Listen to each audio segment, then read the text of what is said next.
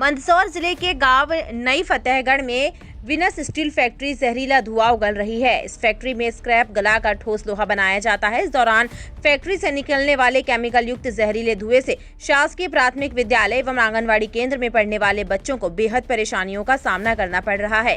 खासकर कई बच्चे इस परेशानी के कारण विद्यालय नहीं आते हैं। दरअसल स्कूल परिसर में आने जाने एवं रेस्ट के दौरान खेलते समय इन बच्चों को जहरीले धुएं का सामना करना पड़ता है। इस समस्या को लेकर शासकीय विद्यालय की शिक्षिका से सवाल पूछा गया तो शिक्षिका ने बताया कि इस समस्या को लेकर विभाग को जानकारी दे दी है।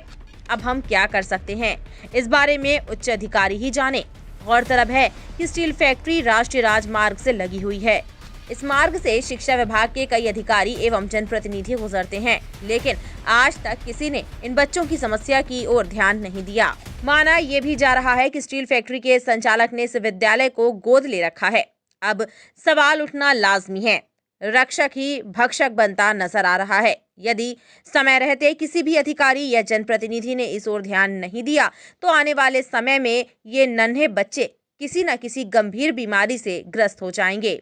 दलोदा नई फतेहगढ़ से लगे सैकड़ों किसानों ने बताया कि स्टील फैक्ट्री से रात दिन केमिकल वाला दुर्गंध युक्त धुआं छोड़ा जाता है, जिसकी वजह से बेहद प्रदूषण फैल रहा है, जिसकी चपेट में हजारों लोग आ रहे हैं। पिछले वर्ष कोविड-19 के कई पेशेंट रह चुके हैं। लोगों ने बताया कि कोरोना की वजह से हम लोग बेहद कमजोर हो गए हैं। बड़ी मुश्किल से हम लोग जिंदा हैं। अब स्टील फैक्ट्री से निकलने वाले जहरीले धुएं से बेहद घुटन महसूस हो रही है। साथ ही किसानों ने बताया कि हमारी फसलें खराब हो रही हैं और पैदावार भी बहुत कम हो रही है। खेत की मिट्टी पर धुएं की परत जमने से मिट्टी बंजर हो रही है, जिसके कारण पैदावारी घटती जा रही है। लेकिन धुआं आता है तो जहरीला धुआं है ना, धुआं का है, पर अब थोड़ी बहुत देर के लिए हम इतने समय से ये अंदर के अंदर इतने बच्चे को बाहर से लेके धुआं का फिर प्रदूषित तो है। पर अब लेकिन बच्चे जब रेस्ट के टाइम पे स्कूल से बाहर मैदान में खेलेंगे या फिर जाते आते वक्त तो इसमें धुएं की चपेट में तो आते हैं ना। धुएं में तो आते ही हैं, वो तो थोड़े बहुत तो आते ही हैं। तो बच्चे तो बाहर निकलने भी नहीं देते। तो आपने कुछ बोला क्या, एक आपके अधिकारियों को बताया कि इस प्रकार से यहाँ पे प्रदूषण फैल रहा है? क्या आपको विभाग को जानकारी नहीं कि इस प्रकार से प्रदूषण फैल रहा है?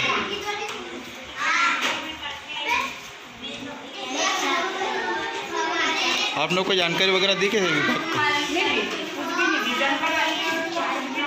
मतलब जानकारी नहीं देना, मतलब बच्चों के साथ में कुछ भी हो भले बच्चों के साथ तो क्या अंदर बैठे रहते हैं, बच्चे तो बाहर रहते ही। लेकिन आप भी तो कहीं न कहीं चपेट में है ना। हम तो थोड़ी बहुत देर के लिए निकलते अंदर आते हैं, बाहर निकलते हैं।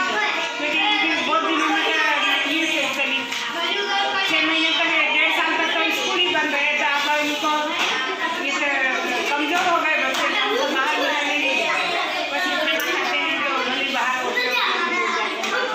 निकल नहीं देते हैं। मैडम कुछ लोगों ने गाँव वालों ने बताया कि यहाँ से फैक्ट्री से एक जहरीला धुआं निकलता है, तो बच्चों को घबराहट होती है, इस कारण बच्चे स्कूल में आ नहीं पाते हैं। ऐसा तो नहीं है, वो हवा का रुख जिधर होता है उसका धुआं उधर से निकलता है।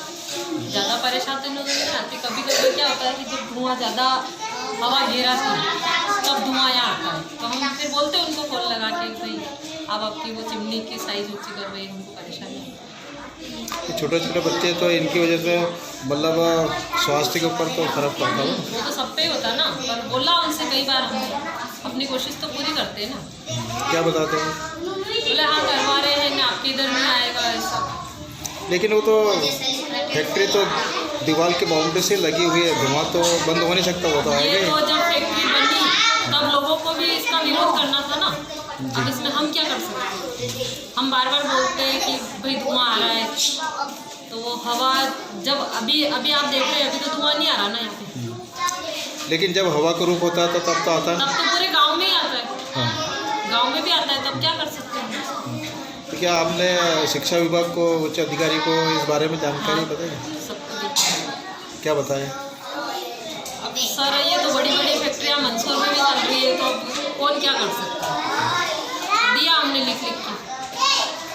लेकिन बड़ी फैक्ट्री है, इसका मतलब विभाग कुछ नहीं कर सकता है। अब ये तो सर मैं इस बारे में नहीं पूछ सकती। क्या नाम है आपका? रमा राय। रमा राय।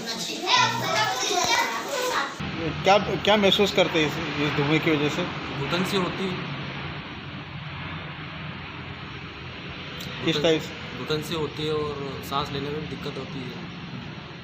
तो इस प्रकार से ये कितने समय से चल रही है समस्या? ये तो काफ़ी समय हो गया और फसलों में भी नुकसान है। अभी जैसे फसल लग रही है तो थोड़े दिन बाद बाहर आएगी फसल, इसमें भी नुकसान है। धुएं की वजह से इंसानों को और फसलों को भी नुकसान है। दोनों को नुकसान है। फसल के ऊपर बारीक बारीक परत जम जाती है, पैदावारी में भी कम है। हर चीज़ में फ़र्क पड़ रहा है। तो इस क्षेत्र में इस हवा के चपेट में आने वाले लगभग कितने लोग मानते हैं? सभी को दिक्कत है। रोड पे भी काफ़ी धुआं रहता है, रोड पे चलने वालों को ही दिक्कत है। किसी किसी टाइम पे तो दिखाई भी नहीं देता है वो। तो आपने कभी किसी अधिकारी को जानकारी वगैरह कुछ? किसको जानकारी दें आप? नहीं, कभी भी किसी भी जिम्मेदार अधिकारी को बताया कि यार हमें इस प्रकार से समस्या हो रही है? कौन है यहाँ पे? कौन कोई आगे खड़ा हो तो बताएं सही। यानी कि आपके बात सुनने वाला कोई नहीं है? कौन है कोई? भैया, पास में जो स्टील फैक्ट्री चल रही है, यहाँ से धुआं निकल रहा है, क्या नुकसान हो रहा है इससे? ये जो स्टील प्लांट यहाँ लगाया है फतेहगढ़ में विनस के नाम से, इस प्लांट से इतने परेशान है यहाँ की आम जनता कि उनका जीना मुश्किल है। सबसे बड़ी बात यह है कि प्रशासन ने यहाँ प्लांट लगवाने की जो एनओसी दी है, किस आधार पे दी है? क्योंकि प्लांट के जस्ट लगा हुआ छोटे बच्चों का विद्यालय है गवर्नमेंट का, जहाँ गवर्नमेंट के छोटे बच्चे पढ़ रहे हैं विद्यालय में, उस विद्यालय से लगता हुआ स्टील प्लांट स्क्रैप गलाने का काम, इतनी डस्ट उड़ना, इतना धुआं, केमिकल, और नज़दीक गांव, तो ये तो बहुत दुख का विषय है। बड़े बड़े रसूखदार नेता अधिकारी इस रोड से निकलते हैं, उनकी गाड़ियां जब निकलती तब भी धुआं निकलता है, तब उनको दिखता भी नहीं है। ये भी बड़े दुर्भाग्य की बात है, क्योंकि देश के प्रधानमंत्री एक तरफ पूरे विश्व में ये कह रहे हैं कि पर्यावरण बचाओ, पर्यावरण बचाओ, और आपके सामने इतना बड़ा पर्यावरण का यहाँ नुकसान हो रहा है, लोगों का जीना मुश्किल, किसानों की खेती मुश्किल। आप देखेंगे, अभी आप फसल जाके देखें खेतों में, तो आपको फसल के ऊपर धुएं की गंदगी परत दिखेगी, यहाँ से करीब करीब 3 से 4 किलोमीटर दूर तक। दूसरा, आपको दिन में तो ये फिर भी कम करते हैं, जैसे ही रात होती है और सवेर तक आप यहाँ का जो नज़ारा देखेंगे प्रदूषण का, मेरा ऐसा मानना है कि बहुत जल्द सांस के मरीज बनने वाले हैं आसपास के लोग, और इसको संज्ञान में लेना चाहिए। हमारा जनप्रतिनिधि, हमारे अधिकारी, सबको देखना चाहिए, इसे हल्के में लेना दुख का विषय है। और मैं तो एक ही बात कहना चाहूँगा कि आपको मासूम बच्चे नहीं दिखे? जिस जगह आप प्लांट लगवा रहे हैं, कॉलेज खोलने की मंशा लगी। हाँ, यहाँ पर गवर्नमेंट का जो है महाविद्यालय का जो है, मैंने भी सुना है कि महाविद्यालय का चल रहा है, तो वो भी चलो बात का विषय, लेकिन जो पहले था भैया, महाविद्यालय तो अब होगा, लेकिन जो विद्यालय है छोटे बच्चों का, वो तो पहले था ना। मैं अपने यहाँ केबिन बना के बैठा हूँ, मुझे कोई दिक्कत नहीं है। वैसे ही इस फैक्ट्री के जो मालिक है वो केबिन बना के बैठे हैं, उनको कोई दिक्कत नहीं। लेकिन जो आम व्यक्ति है, जो गरीब तबके का है, पूरा गाँव आप जाके हालत देखो एक बार, तो आपको पता चलेगा क्या स्थिति है। पानी कितना गंदा केमिकल का छोड़ता है, पानी छोड़ो, आप धुआं देख लो, जीना मुश्किल हो जाएगा आने वाले समय में। तो इसका कुछ न कुछ प्रशासन को ध्यान देना चाहिए। है, हमारे को भी बीमारी लगती है, जानवर मर गए, बकरा बकरी 10-12 जानवर मर गए, 50,000 का नुकसान। किस प्रकार, किस वजह से मरे, क्या कारण रहा? ये केमिकल का धुआं आता है इसी खुशबू से। और किस प्रकार का नुकसान है? ये फल वगैरह कुछ भी नहीं लग रहा, फसल कम पक रही है। तो इस संबंध में आपने किसी भी अधिकारी वगैरह किसी को कोई जानकारी दी क्या?